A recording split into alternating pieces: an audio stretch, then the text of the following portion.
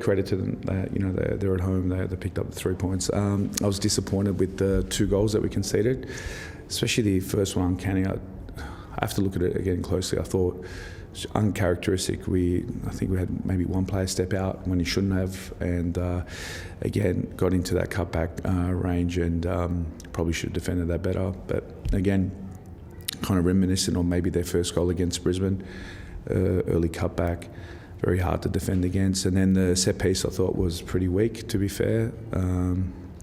Wasn't really much of a challenge at the back. I have to review that again, and just very uncharacteristic. We defend the set pieces quite well. So, but for a large part, I think the tactics we used today were actually quite effective. Played forward with the intent to go, in behind the line quite a bit. I'm not sure. I think we actually had more possession in the game. I'm not really sure, but I think we had more shots on target. They had a lot of shots, a lot of block shots outside the box, probably half chances and so on. I think Josh pulled off maybe one really good save, and a lot of their goals came from us trying to transition them and them countering our counter. But yeah, overall pleased because at 2-0, usually the game's done. We showed some fight, we scored, and I think maybe a little bit more time, we probably got the equaliser. Ultimately, what's the difference today? If I'm being brutally honest, I think the context of a derby. I mean, you can plan, you can do everything,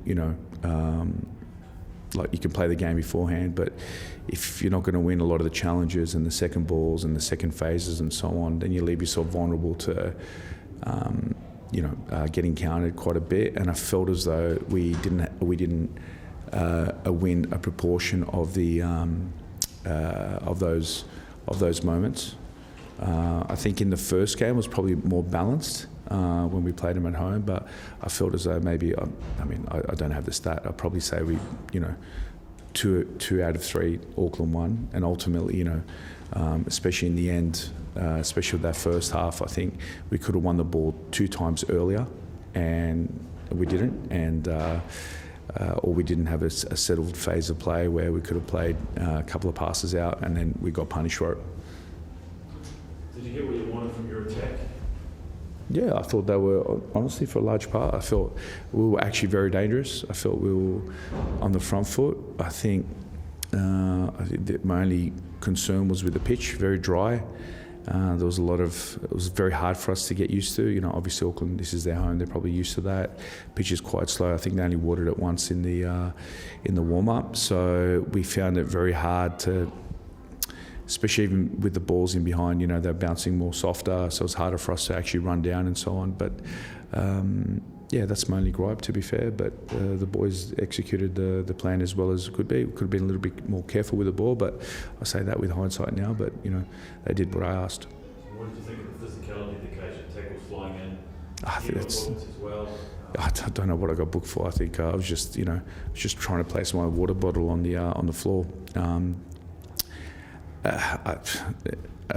If there's a derby and there's no challenges, I mean, it would be a terrible derby. So, like, today was a great buzz. It was good for, I think, New Zealand football in a whole. The crowd was singing. I looked at our away fans. They were like, even though they were tucked in the corner over there, they were singing the whole time. So it had a nice feel to the game. How genuine is this derby? Is there quite a lot of feeling, quite a lot of niggle? In the derbies? Yeah, of course.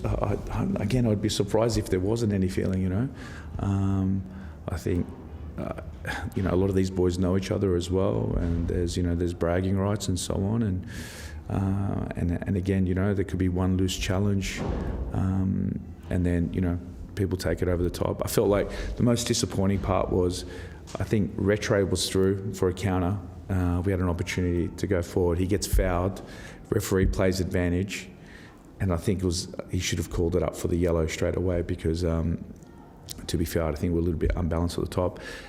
Paulo, because he gets fouled, gives away the ball. We get counted, and then that melee started. I can't remember who fouled who, but that kicked off. I felt the referees probably could have managed that a little bit better.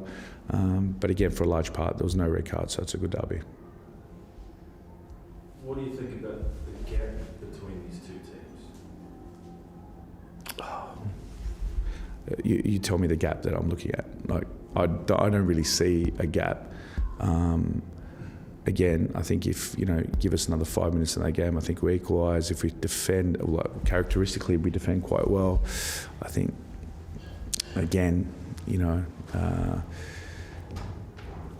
I'm just trying to think open play, if they've scored any goals against us. There was one in the second when we're in the first game where we get countered, but the first goal they scored in the last derby was a mistake, and one was a set piece. Today was an own goal. So I don't think there's a massive gap. I think that they just capitalise on the chances. They stay in the game. They defend quite well. Actually, to be fair, they're probably, as a defensive unit, they work very hard, and I give them credit, and that's why they're in that position.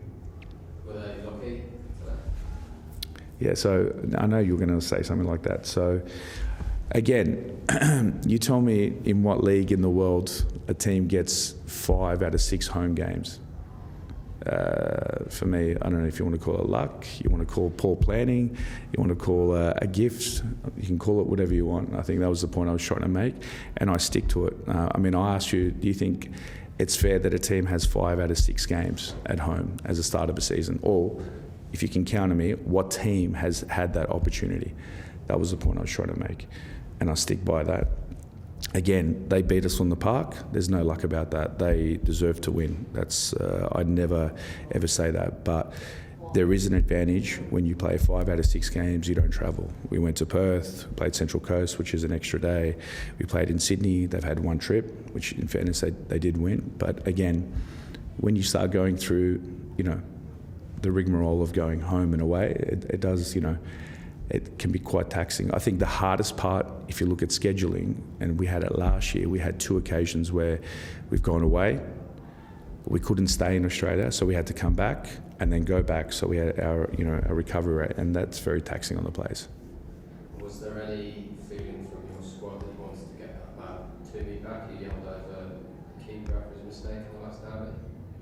Yeah, that's between the players. That's not for me I'm not about retribution. I'm not, I feel like that sort of stuff is petty. That will sort itself out between guys, I thought it was pretty disrespectful on his part. There was even a couple of comments towards the end of the game after when he came off, and I thought that was out of line. But again, he's a young kid, immature as well, so, leave it down to lack of experience.